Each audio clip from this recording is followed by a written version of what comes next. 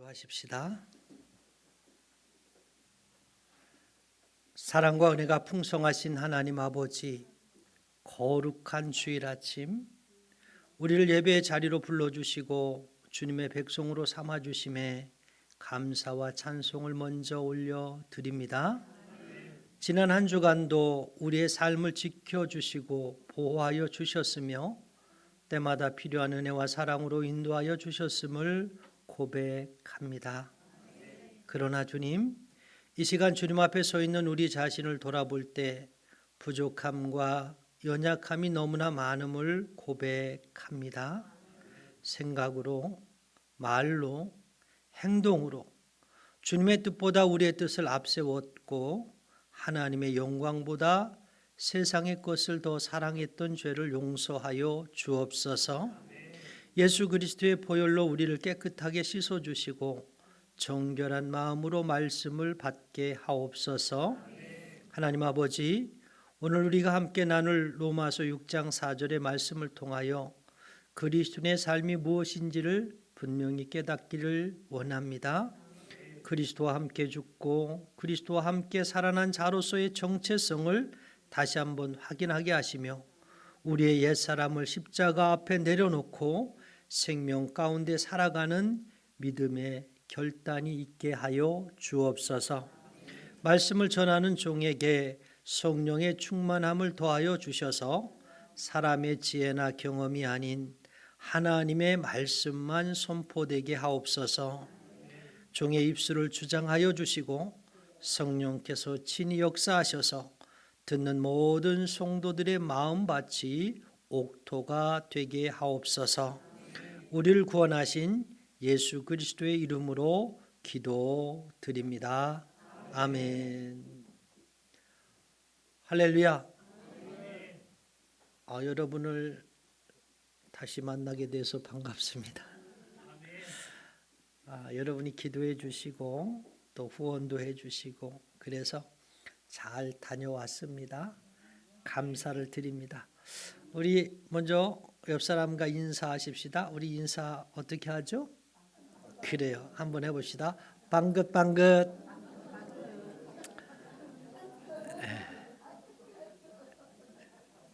그래요. 같이 하십시다. 남아있는 우리가 희망입니다. 할렐루야. 오늘 우리는 그리스도의 삶이라는 주제로 하나님의 말씀을 함께 나누고자 합니다. 많은 사람들이 교회를 다니고 예배를 드리지만 정작 그리스도인의 삶이 무엇입니까? 라고 물으면 명확하게 대답하지 못하는 경우가 많습니다. 그리스도인의 삶이 무엇일까요? 착하게 사는 것이 그리스도의 삶일까요? 아니겠죠. 그것만이 다가 아닐 것입니다. 종교적인 의무를 수행하는 것이 그리스도인의 삶일까요? 예배를 드리고 기도를 드리고 헌신하고 충성하고 이것만이 또한 다가 아닐 것입니다. 주일에 교회에 오는 것만으로 우리가 그리스도인의 삶을 산다고 말할 수 있을까요? 이것만도 아닐 것입니다. 이것만으로 설명되지 않죠. 그렇다면 그리스도의 삶은 무엇일까? 오늘 본문의 말씀은 그리스도의 삶에 대해 얘기합니다. 그리스도의 삶이란 예수 그리스도와 연합된 사람이 살아가는 새로운 삶이라고 말입니다. 오늘 본문은 그리스도인의 삶의 본질을 가장 분명하게 말씀해 주고 있습니다. 사도 바울은 오늘 우리에게 우리가 그의 죽으심과 합하여 세례를 받음으로 그와 함께 장사되었나니 이는 아버지의 영광으로 말미암아 그리스도를 죽은 자 가운데서 살리심과 같이 우리로 또한 새 생명 가운데서 행하게 하려 하심이라 말씀해 주십니다. 그렇습니다. 그리스도의 삶은 바로 새 생명 가운데 행하는 삶이라고 정의 내릴 수 있습니다. 오늘은 말씀을 통해 새 생명 가운데 행하는 그리스도의 삶을 세 가지로 나누어 살펴보려 합니다. 잘 들으시고 그리스도의 인의 삶을 여러분의 삶 속에서 이루어내시기를 예수님의 이름으로 축복해 드립니다. 첫째, 그리스도인은 옛 사람이 죽은 사람입니다. 사도는 먼저 이렇게 말씀하고 있어요. 그의 죽으심과 합하여 세례를 받음으로 그와 함께 장사되었나니. 여기서 중요한 단어가 하나 나오죠. 합하여라는 말씀이에요. 그렇습니다. 그리스도인은 예수님과 합한 사람, 예수님과 연합된 사람입니다. 예수님의 죽음이 곧 우리의 죽음이 되었어요. 예수님께서 십자가에 죽으실 때 우리의 죄도 함께 죽었습니다. 우리의 옛사람도 함께 죽었습니다. 옛사람이 무엇이죠? 옛사람은 단순히 과거의 나를 의미하는 말이 아닙니다. 죄의 지배를 받던 존재를 의미합니다. 즉 하나님 없이 살던 사람, 자기 중심적으로 살던 사람, 죄를 즐기던 사람, 세상을 사랑하던 사람입니다. 이것을 에베소서 4장에서는 유혹의 욕심을 따라 썩어져가는 구습이라고 설명하고 있죠. 그렇습니다. 예수를 믿기 전 우리는 분명 죄의 종이었습니다. 죄를 이길 능력이 우리에게 없었습니다. 화를 내고 싶지 않아도 화를 냈습니다. 미워하지 말아야지 하면서도 미워했습니다. 걱정하지 말아야지 하면서도 걱정하며 살았습니다. 왜 그랬을까요? 죄란 것이 우리를 지배하고 있었기 때문입니다. 그런데 오늘 말씀하십니다. 장사되었다. 장사되었다는 말의 의미가 무엇일까요? 바울은 단순히 죽었다고 하지 않고 장사되었다라고 말합니다. 죽음과 장사는 다릅니다. 여러분, 장사 지내는 것이 조금씩 차이가 있어요. 우리는 일반인이 죽으면 어떻게 해요? 사흘 만에 장사를 지냅니다. 또 특별히 사회적 명성이나 또 기념할 만한 사람이 있다고 하면 좀 더 길어지기도 하는 것을 볼 수 있어요. 옛 시대의 왕이 죽었을 때는 그 장사의 기간이 상당히 길기도 하였습니다. 장사라는 것은 무슨 의미일까요? 완전한 끝을 의미하는 것입니다. 옛 삶이 끝났다는 것입니다. 옛 신분이 끝났다는 것입니다. 옛 주인이 끝났다는 것입니다. 즉, 더 이상 죄가 우리의 왕이 아니라는 것입니다. 그리스도인은 죄와 결별한 사람입니다. 물론 아직도 죄를 짓습니다. 하지만 죄 가운데 살 수 없습니다. 여러분, 돼지는 더러운 것을 좋아하죠. 그러나 양은 깨끗한 것을 좋아합니다. 왜? 본성이 다르기 때문이에요. 그리스도인은 새 본성을 가진 사람입니다. 죄를 지울 수는 있지만 죄 가운데 머물 수는 없는 것이 그리스도인입니다.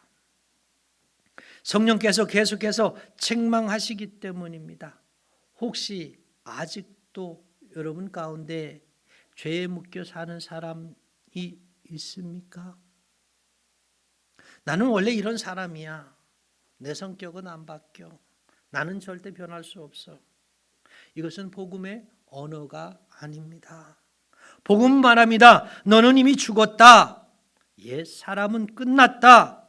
그리스도 안에서 새로운 존재가 되었다라고 하는 것입니다.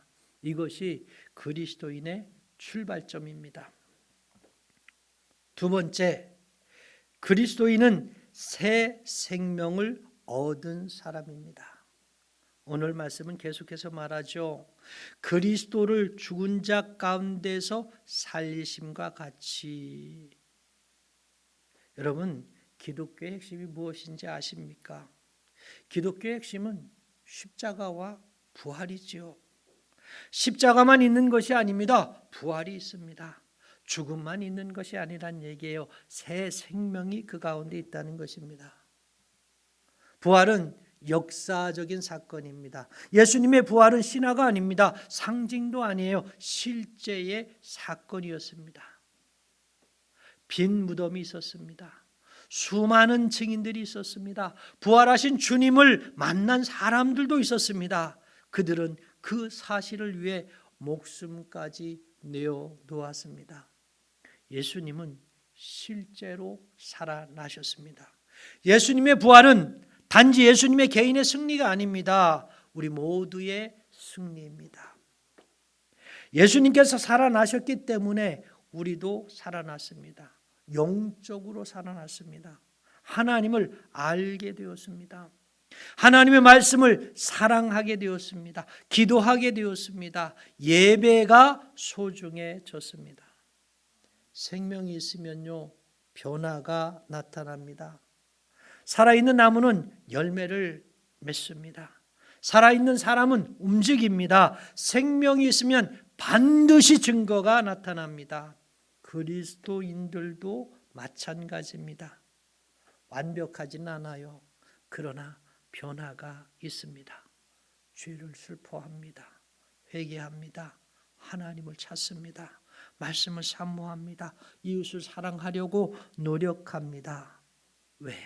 성령께서 역사하시기 때문에, 성령께서 그렇게 우리에게 임하여 우리에게 행하기를 원하시기 때문에, 오늘 우리는 스스로에게 질문해야 합니다. 나는 정말 새 생명을 가진 사람인가? 여러분, 예배가 의무입니까? 아니면 기쁨입니까? 여러분, 기도가 형식입니까? 아니면 하나님과의 교제입니까? 여러분, 말씀이 지루합니까? 아니면 말씀이 생명의 양식입니까? 생명은 반드시 반응을 만들어냅니다. 세 번째, 그리스도인은 새 생명 가운데 살아가는 사람입니다. 본문의 결론은 여기에 있어요. 우리로 또한 새 생명 가운데서 행하게 하려 함이라. 바울은 단순히 새 생명을 받았다고 말하지 않잖아요. 새 생명 가운데 행한다 이렇게 말합니다. 삶으로 나타난다는 뜻이죠. 같이 해볼까요? 신앙은 삶입니다. 그래요. 그리스도의 삶은 교회 안에서만 이루어지는 것이 아니에요. 직장에서, 가정에서, 학교에서, 사업장에서, 사람들의 관계 속에서 나타나야 합니다. 주일의 신앙이 한 주일 계속 이어져야 합니다. 월요일, 화요일, 수요일 더 깊어져야 되겠죠. 예배당 안의 신앙이 세상 속에서도 드러나야 합니다. 세상은 성공을 추구합니다. 그러나 그리스도인은 하나님 나라를 추구하죠. 세상은 높아지려 합니다. 그러나 그리스도인은 낮아져 섬기려 합니다. 세상은 받으려 합니다. 그러나 그리스도인은 주려고 합니다. 세상은 용서보다 복수를 선택합니다. 그러나 그리스도인은 용서를 선택합니다. 왜 그렇습니까? 새 생명을 가진 사람이기 때문이에요. 그리스도인의 삶은 결코 쉬운 삶이 아닙니다. 원수를 사랑하는 거 어렵죠. 용서하는 거 어렵죠. 거룩하게 사는 것 또한 어렵습니다. 그래서 하나님께서는 성령을 주셨습니다. 성령께서 우리 안에서 역사하십니다. 우리를 도우십니다. 그러면 우리는 변화될 수 있고요. 우리는 새롭게 될 수 있고요. 우리는 능력 있게 살 수가 있게 되어집니다. 우리 힘으로 사는 것이 아닙니다. 성령의 능력으로 살아가는 것이 그리스도인의 삶인 것입니다. 그리스도인의 삶은 한 번의 결심으로 끝나지 않습니다. 매일의 싸움입니다. 매일 자기 욕심을 십자가에 못 박아야 합니다. 매일 예수님을 따라야 합니다. 매일 말씀 앞에 서야 합니다. 매일 그래서 기도해야 하고 매일 회개해야 합니다. 그렇게 우리는 점점 더 예수님을 닮아가게 되는 것입니다. 이것이 성화의 삶입니다. 사랑하는 성도 여러분, 그리스도인의 삶은 무엇입니까? 오늘 본문은 분명하게 이렇게 말합니다. 그리스도인의 삶은 첫째, 옛사람이 죽은 삶이다. 두 번째, 새 생명을 얻은 삶이다. 세 번째, 새 생명 가운데 행하는 삶이다. 예수님을 믿는다는 것은 단순히 천국행 티켓을 얻는 것이 아닙니다. 새로운 존재가 되는 것입니다. 새로운 가치관으로 사는 것입니다. 새로운 능력으로 사는 것입니다. 새로운 목적을 위해 사는 것입니다. 오늘도 우리는 세상 속에서 살아갑니다. 그러나 세상에 속한 사람으로 살아가는 것이 아니라 부활하신 그리스도와 함께 살아난 사람으로 살아가야 합니다. 우리의 가정에서, 직장에서, 교회에서, 삶의 모든 자리에서 새 생명 가운데 행하는 사람, 그리스도의 모습이 나타나기를 주 예수님의 이름으로 축복해 드립니다. 그리스도인의 삶으로 승리되시기를 축원합니다. 기도하시겠습니다. 은혜와 사랑이 풍성하신 하나님 아버지, 오늘도 귀한 말씀을 통하여 우리를 깨우시고 가르쳐 주심에 감사드립니다. 특별히 로마서 6장 4절의 말씀을 기억하게 하여 주옵소서. 우리가 그리스도와 함께 죽고 그리스도와 함께 살아난 존재임을 다시 한번 깨닫게 하시니 감사합니다. 주님, 그러나 우리는 여전히 연약합니다. 세상 속에서 살아가며 때로는 믿음을 잃어버리고 육신의 욕심과 세상의 유혹 앞에 넘어질 때가 너무나 많습니다. 그러나 하나님, 우리를 포기하지 마시고 성령으로 붙들어 주옵소서. 우리의 힘과 의지가 아니라 하나님의 은혜와 능력으로 살아내게 하옵소서. 말씀을 듣는 것으로 만족하지 않게 하시고 삶으로 순종하게 하옵소서. 가정에서는 사랑과 섬김으로, 직장에서는 정직과 성실함으로, 교회에서는 헌신과 충성으로, 세상에서는 예수 그리스도의 증인으로 살아가게 하여 주옵소서. 우리의 입술에서는 감사와 축복이 흘러나오게 하시고 우리의 행동에서는 그리스도의 사랑이 나타나게 하시며 우리의 삶 전체가 하나님의 영광이 되는 예배가 되게 하여 주옵소서.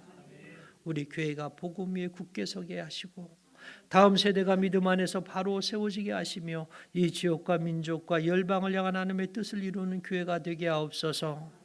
이제 세상으로 나아가는 우리 모두가 부활의 생명을 가진 사람답게 살아가게 하시고 어디에서 무엇을 하든지 예수 그리스도를 드러내는 삶을 살게 하옵소서.